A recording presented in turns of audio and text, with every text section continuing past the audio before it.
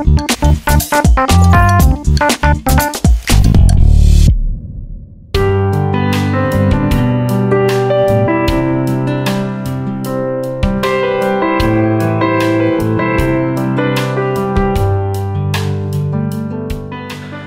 Hai Say Listeners, gak terasa setelah 11 minggu tayang, kita sudah sampai pada episode terakhir dari rangkaian podcast The Beautiful Community. Pada episode kali ini saya Adi akan ngobrol bersama Lause Laumi sekaligus membacakan beberapa pertanyaan dari listeners mengenai seri Missional Community yang sudah Lause Laumi bawakan pada 3 episode sebelumnya. Mari kita mulai ngobrol dan sesi Q&A bersama dengan Lause Laumi.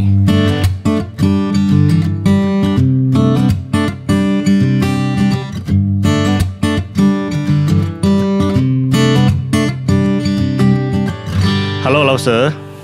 Hai Di. Ya Lause, saya tertarik dengan istilah spiritual consumer di bagian akhir seri Community at Work. Karena saya sendiri kadang merasa begitu. Ke gereja hanya untuk mencukupkan kebutuhan emosional dan spiritual, kemudian pulang tanpa melakukan apa-apa. Nah, menurut Lause, spiritual consumer ini memang proses dari perjalanan iman seorang Kristen atau sesuatu yang bisa diupayakan dirubah atau dikondisikan secara intensional, Lause? Mungkin dari peran gereja atau bagaimana? Ya, pertanyaan yang menarik ya Dia. Pertumbuhan itu memang ada tahapannya ya. Namanya juga makhluk ya. Seperti halnya pertumbuhan bayi menjadi anak, kemudian remaja, pemuda, dewasa, orang tua, demikian seterusnya. Nah, proses dari pertumbuhan iman dan kehidupan orang Kristen itu juga seperti itu. Menurut Jim Putman dan Bobby Harrington dalam buku mereka Discipleship, ada 4 tahapan pertumbuhan orang Kristen. Mulai dari tahapan bayi rohani, anak rohani, dewasa rohani, dan orang tua rohani. Nah, kita tidak punya banyak waktu ya untuk menjelaskan satu persatu tahapan ini. Tapi mungkin pertanyaan ini bisa membantu Adi. Apakah dalam perjalanan imanmu engkau melihat adanya pertumbuhan dari satu tahap sebelumnya ke tahap selanjutnya? Nah, jika tidak, berarti engkau tidak bertumbuh. Sesuatu yang tidak bertumbuh, mati adanya. Namun saya percaya orang yang sungguh-sungguh percaya kepada Yesus Kristus pasti mengalami pertumbuhan. Hanya saja pertumbuhannya mungkin berbeda. Ada yang cepat, ada yang lambat. Nah, apa yang bisa dilakukan? Sekali lagi, gereja beserta seluruh anggota jemaatnya itu berperan penting. Kurangnya pertumbuhan spiritual sebenarnya akibat dari kurangnya pemuritan yang sungguh-sungguh. Di satu sisi gereja harus secara strategik dan intensional mengupayakan pemuritan jemaatnya. Dan itu sudah dilakukan gereja kita, yaitu melalui gerakan pemuritan Christ Cell. Di sisi lain, jemaat sebagai tubuh Kristus juga harus terlibat di dalamnya. Peran utama itu sangat penting sekali. Nah, di dalamnya itu peran Tuhan juga sangat penting ya. Tapi jemaat Tuhan juga harus berperan di dalamnya, yaitu melalui kehidupan relasional yang berintegritas. Keberadaan seorang bayi rohani di tengah komunitas dewasa rohani tentulah akan memberikan dorongan bagi bayi rohani tersebut untuk juga mau bertumbuh. Memampukan dia melihat kehidupannya sendiri yang masih belum dewasa rohani. Mendorongnya juga untuk mau bertumbuh. Seperti halnya komunitas yang terus bertumbuh yang bersama-sama dengan dia. Nah, itulah misi pemuritan gereja melalui Christ Cell, yaitu untuk memberikan satu komunitas yang bisa saling mendukung proses kemuritan sesama anggotanya. Proses menjadi murid Kristus itu tidak gampang ya, karenanya kita butuh orang-orang yang satu visi dengan kita untuk berjalan dan berjuang bersama kita, mengingatkan kita, menyemangati kita. Nah, dalam melakukan suatu perjalanan sulit, jauh lebih mungkin untuk berhasil jika menjalaninya bersama-sama sahabat seperjalanan yang memiliki komitmen sevisi dan setujuan, daripada menjalaninya dengan komunitas yang tidak sevisi, yang tidak sekomitmen. Apalagi menjalannya sendiri, bukan? Jadi memang perlu bagi setiap jemaat untuk bisa punya komunitas yang bisa membantu mereka bertumbuh dalam Kristus. Dan Christ Cells adalah salah satu kendaraan yang bisa dipakai dalam hal ini. Demikian, Di. Baik, thank you Lause. Lengkap sekali jawabannya Lause. Jadi kalau saya boleh simpulkan, yang penting ada pertumbuhan itu, progres itu nyata, dan gereja kita juga sudah menyediakan wadah komunitas itu, ya Lause ya. Betul. Baik, lalu saya coba sedikit ingat-ingat penjelasan Lause sebelumnya bahwa Allah kita adalah Allah yang bermisi dan kita diperintahkan untuk meneruskan misi Tuhan Yesus di dunia ini. Nah, jadi apakah semua orang percaya harus menginjili? Lause. Dan bagaimana dengan jemaat yang kalau dengar kata penginjilan sudah mundur duluan? Ya, tepat sekali ya dia. Dalam kelompok Christ Cellsku, itu saya selalu mengingatkan kepada anggota kelompokku agar mengacukan strategi kemuritan dan pemuritan mereka kepada tujuan ultimat Tuhan bagi manusia, yaitu menikmati hidup kekal bersama Tuhan dalam kemuliaannya. Itulah penginjilan. Dan inilah alur utama dalam narasi Alkitab. Dan ini jugalah yang seharusnya menjadi alur utama narasi kehidupan kita.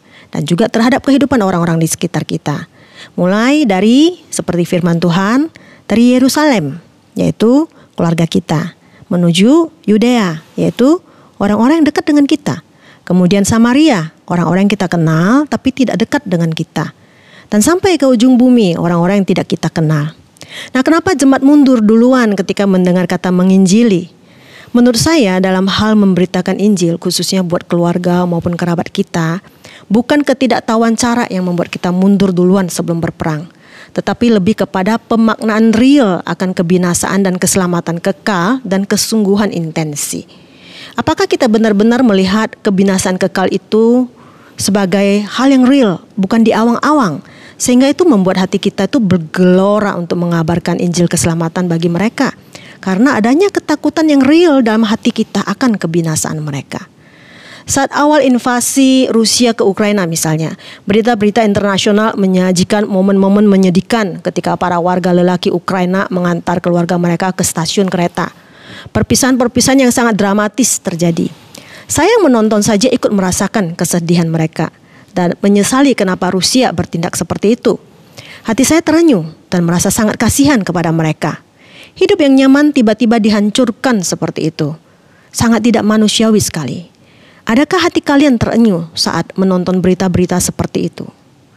Bukankah lebih mengerikan lagi kebinasaan kekal dalam murka Allah bagi keluarga, teman, kolega, dan semua manusia yang belum percaya?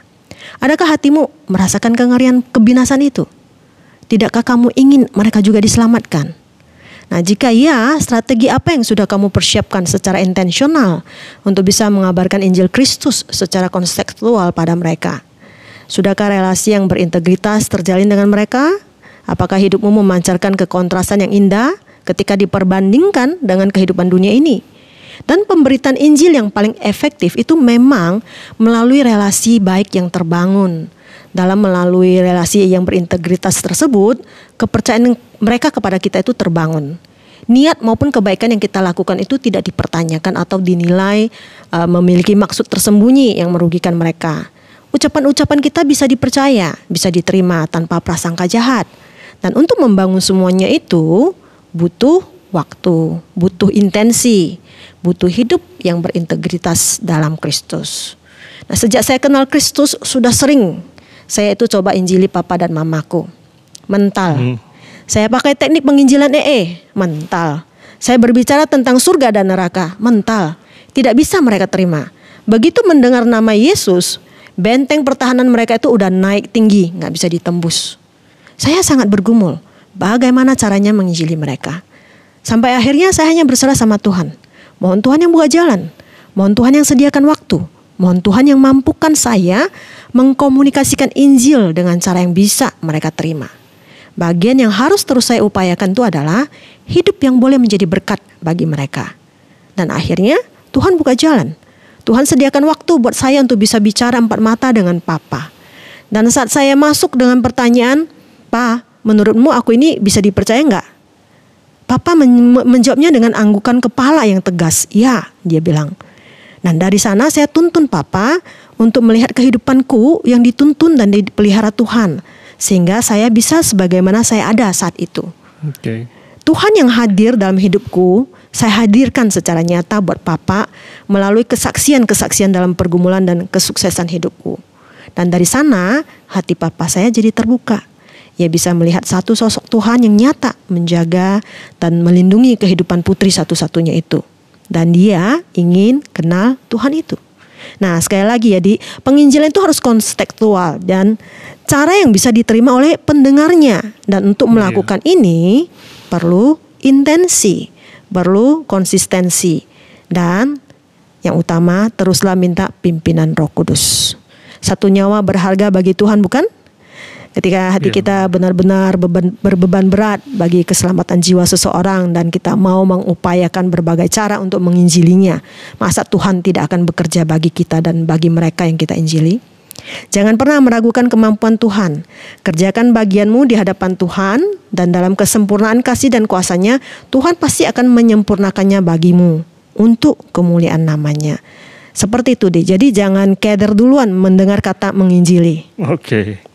Oke, thank you Lause penjelasan dan sharingnya. Yeah. Saya yakin nih listener di sini pasti akan dikuatkan juga nih dari sharing Lause barusan mengenai penginjilan. Jadi untuk listeners diingat pesan-pesan dari Lause Laumi tadi ya mengenai penginjilan. Jadi tidak perlu merasa takut atau keder duluan gitu loh. Oke, selanjutnya di sini ada pertanyaan. Menurut Lause, dalam missional community, individu-individu itu secara misional masuk untuk membangun komunitas baru, atau dari komunitas Kristen secara misional menjangkau individu-individu baru dan mengajak masuk ke dalam komunitas Kristen yang ada? Dua-duanya bisa dilakukan ya, tergantung situasinya seperti apa. Dan yang paling penting itu adalah kitanya sendiri. Sudahkah persiapan dengan baik? Strategi penginjilan seperti apa? Rapid buildingnya dengan orang tersebut seperti apa? Dan sebagainya. Ini harus benar-benar dipersiapkan dengan baik dan dilakukan dengan strategik. Kalau enggak, justru bisa jadi bumerang. Baik bagi upaya penginjilan, ataupun kita bisa dianggap komunitas atau orang yang tidak considerate, yang arogan, yang menganggap iman kepercayaannya paling benar dan meremehkan kepercayaan orang lain. Walaupun kita meyakini Kristus sebagai satu-satunya jalan kebenaran dan hidup, tapi jika tidak disampaikan secara kontekstual, justru akan menutup pintu bagi Injil. Nah, ada satu contoh ini ya, ada satu kejadian nyata. Ada satu komunitas Kristen yang kenal dengan satu keluarga atau satu orang yang belum percaya. Kita sebut orang itu sebagai A. Dan mereka itu sering pergi jalan bareng, udah kayak group traveling gitu. Jalan kemana-mana itu selalu bareng. Dan kebetulan salah satu anggota grup tersebut tuh baru dapat pembekalan terkait strategi penginjilan. Dia itu orang Kristen. Di dalam grup itu banyak orang Kristennya. Dan dia itu punya etikat yang mulia, mau menginjili si A. Maka dia pun mengupayakan pembicaraan, menginisiasi pembicaraan mulai dari percakapan grup yang berbicara tentang makna hidup di tengah perjalanan. Nah, cara masuknya itu sudah sangat baik, dia sudah mempraktekkan strategi penginjilan tersebut. Sayangnya, itikat penginjilan ini dilakukan secara sendiri, tanpa melibatkan saudara-saudara seiman lainnya di dalam grup tersebut. Sehingga akhirnya jadi mentok karena adanya interupsi oleh teman lainnya yang juga Kristen, kita sebut C ya, yang langsung melemparkan statement yang meremehkan ketidakpercayaan si A. Akhirnya si A jadi emosi sama C. Nah, akhirnya upaya penginjilan B patah. Nah, ini yang saya maksud dengan menyampaikan Injil dengan upaya mengkontekstualisasikan Injil dengan terampil, dengan strategik, penuh pertimbangan, penuh perhitungan, tidak bisa masuk seadanya. Si B itu sudah dapat pembekalan cara menginjili, tapi dilakukan dengan cara tidak memperhitungkan respons teman-temannya di dalam kelompok. Sehingga upaya penginjilannya itu justru jadi batu sandungan. Si A justru kemudian mengeluarkan statement untuk jangan pernah singgung soal ini lagi ya. Nah, itu jadinya patah. Nah, ada contoh lainnya. Dari sisi kita melakukannya secara sendiri, secara mandiri ya. Sebut saja namanya Ben. Nah, Ben itu akan segera dibaptis. Awalnya dia ikut kelas katekisasi karena hanya penasaran dengan penjelasan terkait bagaimana mungkin ada Tuhan yang mau jadi manusia dan mati bagi orang berdosa seperti dia. Namun melalui kelas katekisasi yang dia ikuti itu awalnya hanya sebagai pendengar, Ben kemudian menemukan tidak ada lagi alasan bagi dia untuk tidak percaya kepada Yesus Kristus. Maka dia pun memutuskan untuk dibaptis. Ben merasa ini adalah suatu momen yang sangat penting dan sangat berharga dalam hidupnya, dan dia ingin sohib-sohibnya itu ikut merayakan bersamanya.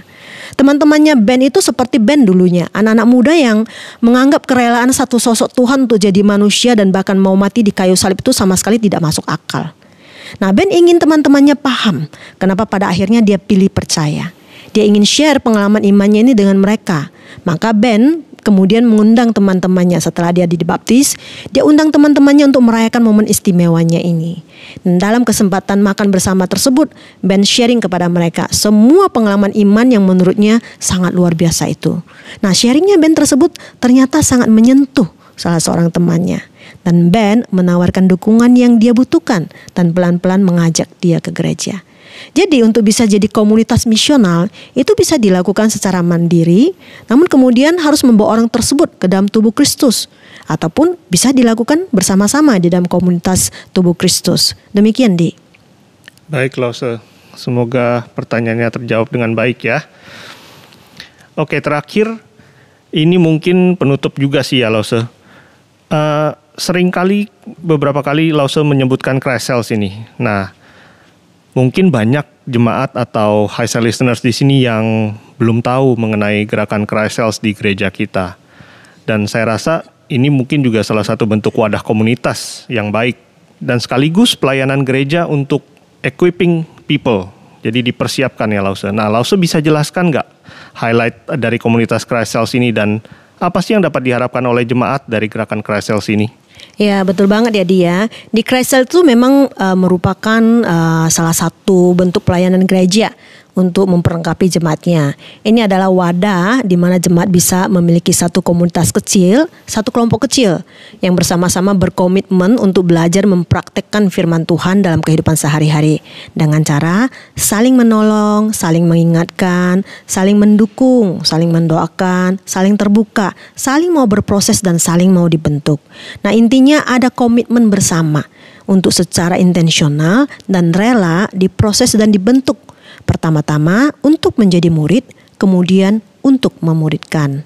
Nah, dalam proses kemuridan tersebut, para anggota Christ Cells juga ditantang untuk berani menjadi komunitas yang misional, menghidupi firman Tuhan dalam kehidupan sehari-hari mereka, di tengah-tengah keluarga yang belum percaya misalnya, di tengah-tengah tempat kerja, di gereja juga, dan juga di komunitas teman-teman non-Kristennya mereka.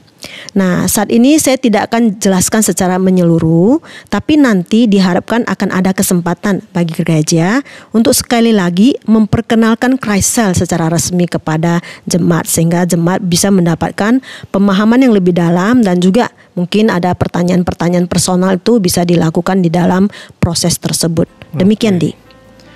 Oke, baik. Thank you, Lause Laomi, untuk penjelasannya. Semoga high cell listeners dapat memahami esensi dari komunitas bagi orang percaya. Dan jawaban-jawaban dari Lause Laomi tadi sekaligus menjadi penutup dari rangkaian podcast The Beautiful Community. Semoga adanya podcast ini bisa menjadi penyegaran dan berkat bagi jemaat, sekaligus memberikan fleksibilitas waktu mendengarkan bagi listeners yang sibuk dalam rutinitas sehari-hari. Listeners dapat mendengarkan kembali seluruh episode podcast ini melalui YouTube, Instagram, ataupun juga Spotify. Demikian, sampai jumpa. Kiranya Tuhan memberkati kita semua. Amin. Sampai jumpa semuanya. Tuhan memberkati.